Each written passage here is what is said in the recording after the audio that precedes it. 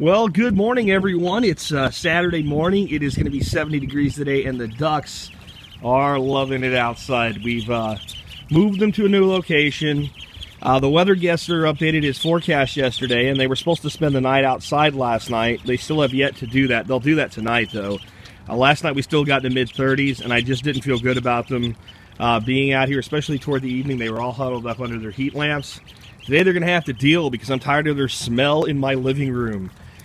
So anyway, I'm going to make today, Saturday, after we're now up to episode 13, question and answer day. So I got a bunch of questions from you guys, and please keep posting your questions either on YouTube or on the blog. Those of you that watch this on YouTube and aren't familiar with my other stuff, if you go to the survivalpodcast.com, I post all of the stuff there as well, and I also have a daily talk show you can listen to called The Survival Podcast. Anyway, so let's get on with what's going on today. Let's start out with a report card. They were 8.225 ounces yesterday, and they went to 8.97, a gain of 3/4 of an ounce, roughly 7.45, 9.06%. So another day in the cycle of big gain, little gain, big gain, little gain. And they should be plateauing pretty soon here, though. They can't keep up, 25, 30% gains every other day for much longer. It's just not capable of growing at that rate. But they do grow, as you can see, very fast. Anyway, got a lot of questions to answer today, so I'm going to work through them for you. First one is, how exactly does the fencing work? Is it freestanding? It is. I've covered this in other episodes, but this is 8-foot cattle, hog, feedlot panels, that type of thing is what you would call them. And they're just held together with tie wraps. And once you get two of them together, they stay together really, really well. And this fencing comes from a place called Premier One. I bought this originally, the plastic green stuff, to control the ducks and the geese with in-ground stakes. And I could not get the stakes in the ground enough to make it reliable because of the rock in the ground here. And it's just really rocky soil. But this, for basically a little chicken tractor or duck tractor or goose tractor when you're raising young ones, just works perfectly. They're very easy to move. That table back there is their little base of operations. It gives them shelter. It's where their heat is currently at, etc. And all I do is move the table all the way to the front here, and then I just take this and pull this forward. And you can see it moves very, very easy. I'll move it a little bit there. You do have to be careful you don't crush your little duck. I'll talk about that more in a bit, how we avoid doing that. But that's it, man. There's not really much to it. I did have the tie wraps to show you, the ones I use. They're these guys right here. And bear with me a minute. What I like about them is they've got this little release on them. So once you put them together, you can take them off and use them over and over again. So over here on this corner, this is the corner we use for access. We just remove the top tie wrap, pull it out, and you can step right inside there. And we're going to spend quite a bit of time with these guys to keep them nice and calm and not afraid of the big bad giant. Next is, I want to guys let you know that there's some of you guys I have an issue replying to on YouTube. Autumn Prepper, you're one of them. I don't know what's going on, but usually when you have a comment on your YouTube channel, you can see, somebody commented, asked a question, there's a thing that says reply. Some of the comments don't have a reply button for me. So if I tell you, hey, I couldn't reply directly to you, I'm not saying I don't want to answer you. I'm just saying, hey, please understand that's why you didn't get a notice. So I don't know why some people can't be replied to directly. I think it has something to do with people commenting from Google Plus, maybe. So if you come directly to YouTube, maybe that'll solve it, but I'm not sure, because everybody enjoys their morning bath. Next question was, do we have male ducks and are they needed? The answer is we do have male ducks. We don't have any male ducks here.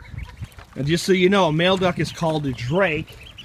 We have drakes all over the place. We probably have, out of our main flock, about half of those guys over there are probably drakes. We're probably drake heavy, but we won't be when these guys join the flock. Do you need males? No, you don't. To produce eggs, you absolutely do not need drakes. Are they valuable to your flock? Yes, they do look after the girls. They're not like geese. They don't mate for life. They don't pair up. A drake will breed as many ducks as will allow him to. You can have too many drakes to your duck ratio, right? So you could have too many males, but you don't need males. I do believe they help look out after the females, especially with the Muscovies. The Muscovy drakes are like 40% bigger than the hens. And whenever the hens go anywhere, there's always a drake with them. They always follow. Even when the drake doesn't want to go somewhere the hen does, you can tell he's like, come on, man, do we really have to do this? But they never let their girls go anywhere alone. So I think there's value there. But no, you don't have to have them to get eggs. You do have to have them to get fertile eggs, though. Next, I've had people ask, well, okay, you don't have a lot of problems with predators. What do I do if I do? When we move these guys to their new digs, and it's not going to be the duck house over there, is the chickens vacate the chicken house you can't see from here. There's a much better area for a large duck flock like we're going to have to go to. I will probably have a fenced-in area similar to this, and I'll probably put a hot wire around the top and a hot wire around the bottom. I do have electricity over there, so that's the #1 way to keep predators out. The issue you have with ducks is, unlike chickens, they don't really want to go into a house at night. They like to have it open all night long. They like to come in and go out. And if you force them in and close them in, then they make a lot of poop in there, and you have to muck it out a lot. If you let them do their thing outside, they'll tend to do most of their pooping outside. You can just keep putting down a layer of litter, and a few times a year rake it up and use it for mulch. So I prefer not to have to muck out a duck house. So in your northern climates, you might find that not being the same thing. They might want to be in there more, but here, they want to be outside. If I come out at 3 o'clock in the morning, most of them are outside. Another person asked me a question and said, if you were in the north, would you still do ducks over chickens? You bet. Ducks like the cold, chickens die in the cold. So ducks are probably your best bet, depending on how far north you are. Buddy and Joe making an appearance there. Next today, do ducks improve soil the way chickens do? Ducks improve soil not quite the way chickens do. Chickens do a lot of soil disturbance, and they dig the soil up, and they poop, and they dig the soil in, and they go and they eat insects. They predate on insects. Ducks predate on insects really, really well, especially slugs and snails, but just about anything that walks or crawls, unless it tastes bad to them, they'll eat it. The only thing I found they won't eat are squash bugs and stink bugs, and I ain't found anything that eats squash bugs and stink bugs yet. What they do is they poo and they mash it in with their feet. Let me show you where they were yesterday. So they were here yesterday, and you can see this is what they leave behind. And that is just a perfect growing media for soil fungi, soil bacteria, and plants.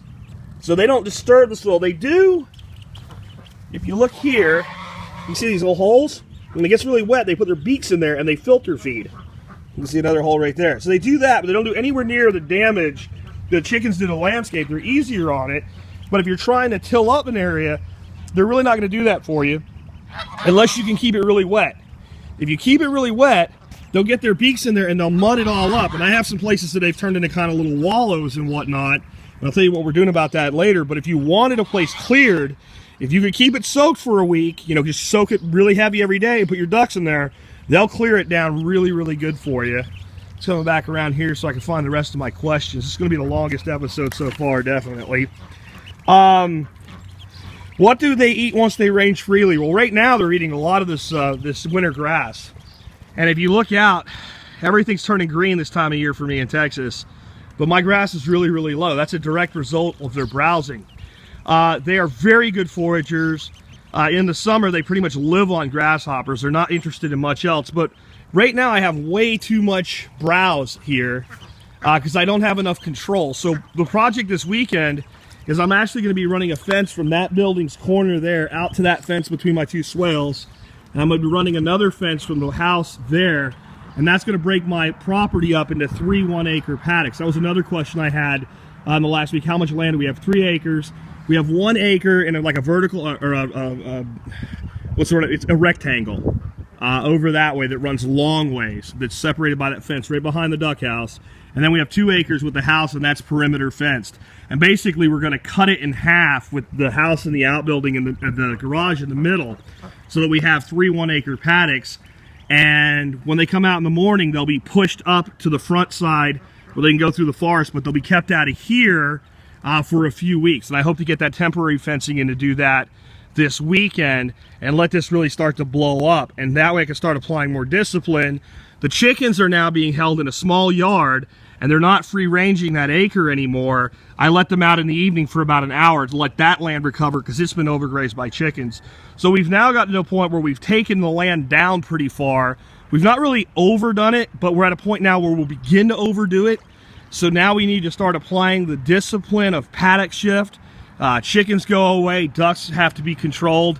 In the end, the chickens will be located just behind the pool in a much bigger house, and I'll have 3 gates I can open, and every morning I can control which paddock they go just by which gate I open. That'll come later, explaining how that works though. Next up today, what about a pond? Can't do a pond here. Might makeshift a pond with an earth tank or what have you, but I have rock here that's unbelievable. You can see a huge pile of rubble back on the fence there. It's like concrete. It's a fossilized limestone, and it's just almost impossible to hold water. We might be able to put in a few small little earth tank ponds, but they're going to have to be lined with bentonite or a synthetic liner, and it's going to cost a lot more money than it's probably worth, so we'll probably stick to kiddie pools. But a pond would be the way to go if you could. Do we raise them for meat or eggs or both? We raise them for eggs because we have lots of customers that want duck eggs right now. We're selling our duck eggs as fast as our girls can lay them. That's why everybody here's a girl and everybody here's a production layer breed. Again, this is a Metzer 300 white layer hybrid. Don't let the word hybrid fool you. That has nothing to do with genetic modification. It just means it's 2 different breeds crossed. Actually, in this case, it's actually 3 or 4 different breeds crossed with the agenda of producing a good egg-producing bird. And these guys produce more eggs a year than chickens. Ducks are born with 1,500 ovum, chickens with 1,000. So a chicken will give you 1 good season, 1 okay season, and then a pretty bad, got an expensive pet after that. Ducks will give you 3 good solid seasons. In the 4th season, they're okay. They're pretty good. They're not quite what they could be anymore, but you could probably even eke out 1 more with them. Next up, we do cull drakes when we have too many drakes. And as they start reproducing and we have enough eggs that we can actually let some of the Muscovies brood their own eggs, we will take eggs. We will take birds for meat. If I'm going to do meat birds that are going to be sold, I have to find a local slaughter facility. It's not that I can't do it myself. I don't have time and I don't want to. So if I can find the right slaughter facility, I might do a meat run of ducks every year. Maybe keep half for our own use and sell off half to pay for them. Somebody also said, are Pekins really a better meat bird than every other breed? Well, they're a great production meat bird because they grow so fast, they get so big, and they're really good converting feed into duck mass, and they will take about 11 weeks to finish out. Taste-wise, not much difference. They make a bigger carcass than some breeds. The main reason that people breed white ducks for meat is because when you clean the carcass looks clean. You don't end up with any black pin feathers and what have you, or black spots on the skin. So it's more aesthetics than anything else. I was also asked about what we use for substrate and what we use for feed. Here's the feed we use right here. It's called Texas Naturals. It's peanut-based. This is the chick starter formula. And here's what it looks like. And it's basically a peanut meal. It's got some sorghum, it's got some corn, it's got some sunflower. It's got a lot of good stuff in it. It has no soy and no GMO, though. That's the big thing there. Substrate, we use aspen shavings. The brand is absolutely not important, but this is what our substrate looks like. When you're filling a brooder with it, take the brooder outside or put it in another box and dump it straight in. As you can see, just touching it anywhere, it goes everywhere, it makes a mess. But it's actually clean, it doesn't smell bad. It doesn't have the odor covering capability of pine, unfortunately, but pine and cedar have volatile oils that can irritate chickens and ducks' skin where they're exposed and also irritate their lungs. That's why we use aspen, because it's neutral. Next up, I want to just let you know that we may not be weighing them as frequently as we have been, and the reason is simple.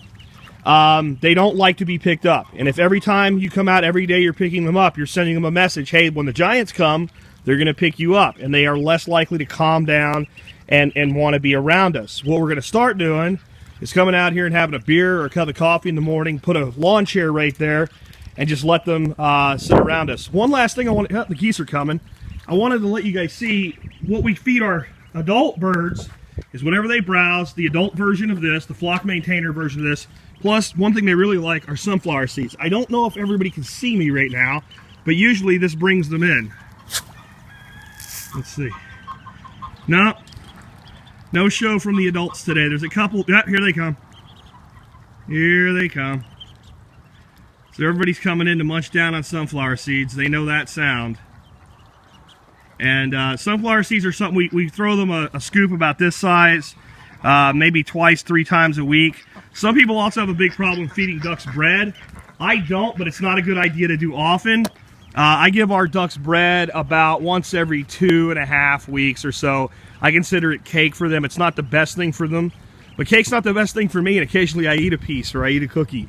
So any kind of thing that's outside of their normal diet range, you really want to minimize. You have to see it as what it is, a treat, and they have no discipline or control. They'll eat as much of it as you'll feed to them. Anyway, there you go, guys. Episode 13. We'll be back on Sunday with another episode.